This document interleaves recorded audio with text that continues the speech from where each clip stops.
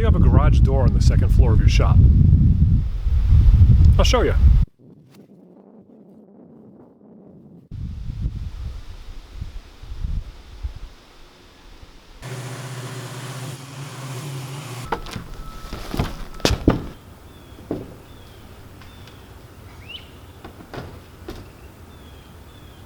Okay, let's back up a minute and do this in the proper progression, because, you know, hindsight being 2020, I realized that I installed all this stuff out of order. But basically, I had a bunch of things to put up on the roof of the truck. I was trying to knock it out all in like a 100-degree day. And, you know, with the stage folded down, I can just put a 5-foot step ladder on the stage, and it's real easy to access the roof of the truck. So I started there. Now, the first thing I did, which should have been the last, is I installed this sunshade for the stage. It's designed for avid campers to mount on the side of their car's roof racks. Now, I couldn't just bolt the shade to the roof of the truck because the winch is in the way, so I needed to make a bracket to raise it up over the winch. But I didn't want it to be too tall for a number of reasons, so I grabbed some scrap angle iron and made a quick 4-foot long bar that's about 3 or so inches higher than the truck. So it's not higher than the winch, but it's high enough to get the canvas out of the way of the winch. But of course, I didn't think about it when I went to put it on, and the winch wouldn't allow this 4-foot bar, and so I had to cut the center bar out and make it 2 individual brackets, and that all worked just fine. I bolted my fixture to the truck and then applied some Total Boat Thixo to make sure my work stays watertight, then mounted the shade.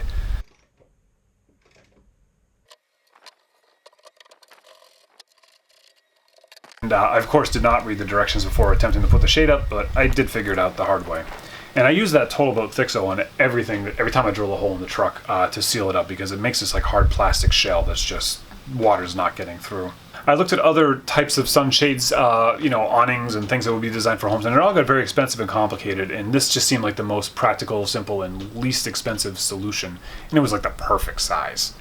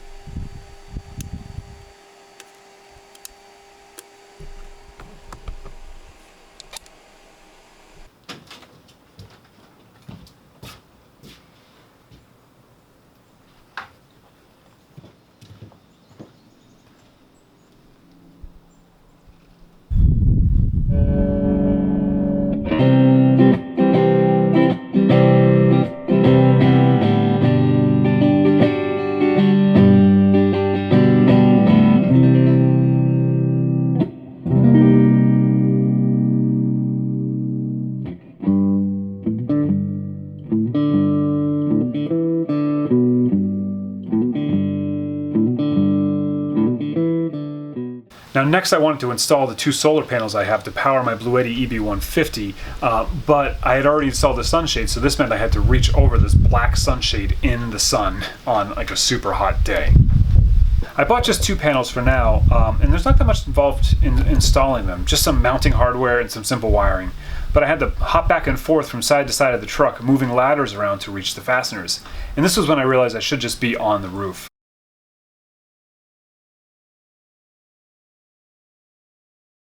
I made individual holes for the wires because that made more sense, and I moved the wires through the holes and into the truck to get out of the sun while attaching the connectors. I again used Total Boat Thixo to create an almost like patch bay area to sort of connect the panels to the Bluetti EB150 down in the truck. This way I can easily grow and change the roof units and just unplug them and plug them into those cable ends.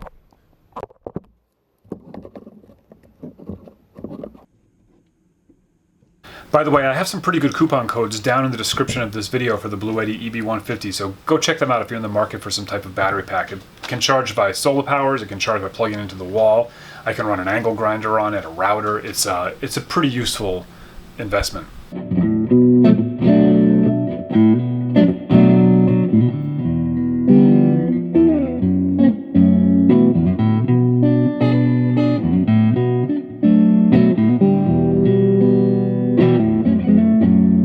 See it up there?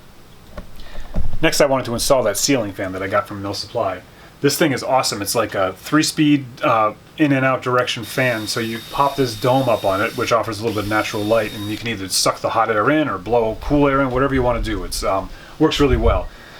So the hole I needed to mount it is a 14-inch square So I just cut a piece of hollow core door skin to the size that I needed, and I found the center of that and used that to figure out where I want to put the fan.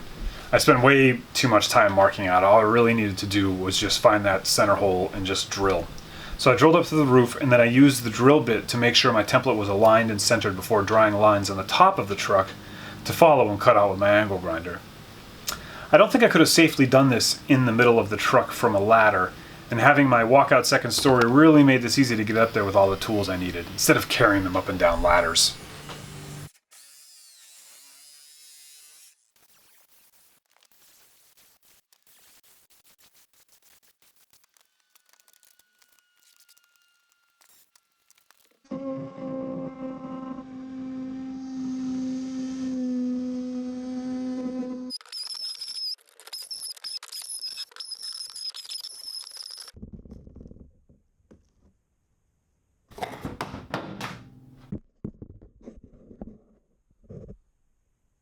I'll be talking more about the wood ceiling I'm installing in the future videos. It's all made of hollow core doors, of course.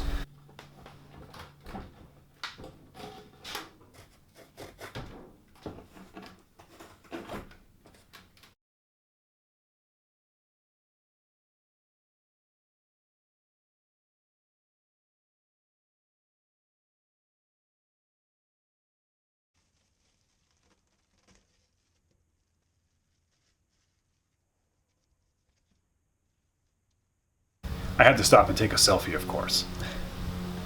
The fan was really easy to install and wire, just 2 wires, one directly to the fuse box and the other to the ground. It has its own switch, and the plastic trim ring that came with it was a little too tall for my ceiling, so I used a block of wood under it to set up a sort of safety fence so I could safely cut it on my table saw.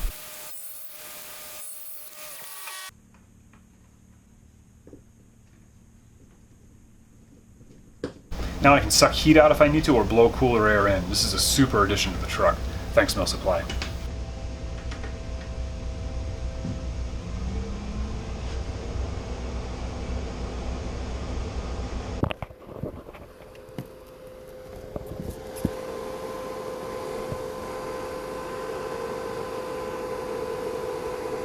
Now that most of this work has been done and the tailgate's been built, I was kind of curious as to what my truck weighed and whether I need to worry about getting a DOT number or not for it.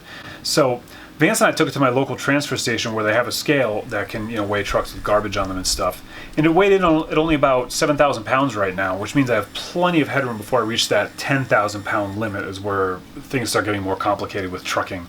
While I was at the landfill, I had to, of course, show off the truck to my buddy St. Louis. This is St. Louis. What's your name? St. Louis. Joey, and this is St. Louis, man. St. Louis and I have been buds for years, man. Long time, man. Bam. Oh my God, God bless This is you, great. I am a fan already. Ding a ding ding ding. I swear, I can see it already.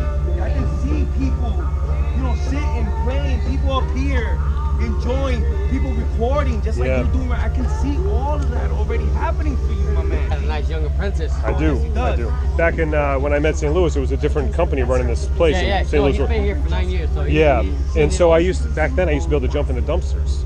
And that's how St. Louis and I became buddies. He used to push it aside for me. Yeah. Especially in my early years in business, St. Louis was really like my eyes and ears for good trash to upcycle. He was almost like a member of the team.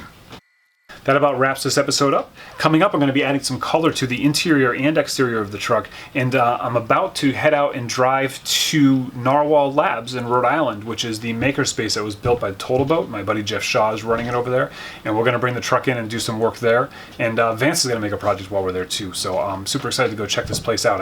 Last time I was there, it was literally empty and there wasn't a single tool in it. So make sure to follow along on social media. I'm sure you'll see some stuff there, and there will be content coming out here as well as on Narwhal Labs channel about that. So thank you all very much for watching, and as always, be good.